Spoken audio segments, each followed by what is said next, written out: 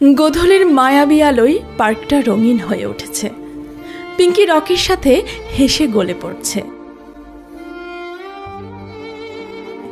আর বেচারা কালু মুখ ঘুরিয়ে বসে আছে, যেন অভিমানের পাথর হয়ে গেছে। তাদের মধ্যে চলছে খুনসুটি আর ভালোবাসা, তাদের চোখ মুখে উপচে পড়া সুখ আর আনন্দ। কিছুক্ষণ আগেও হয়তো সে ওই ডালে পিঙ্কির সাথে বসার স্বপ্ন দেখত। আজ সেই ডালে অন্য কেউ, আর পিঙ্কি আগের চেয়েও বেশি সুখী। এই দৃশ্যটা যেন তার বুকে তীরের মতো বিচ্ছে।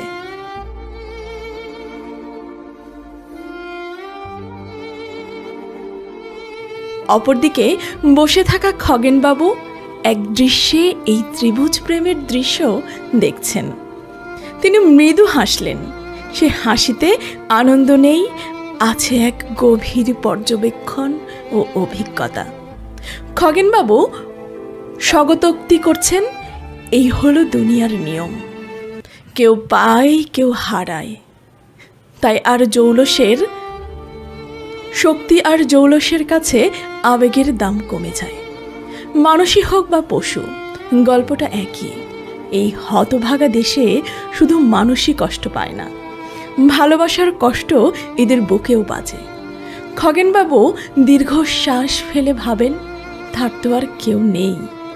এই একাকিত্ব তিনি স্বেচ্ছায় বেছে নিয়েছেন।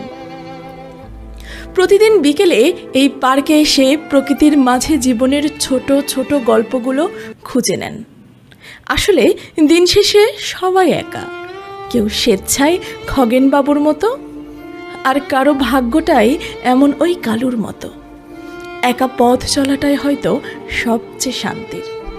কোনো প্রত্যাশা থাকে না, তাই হারানোর ভয়ও থাকে না।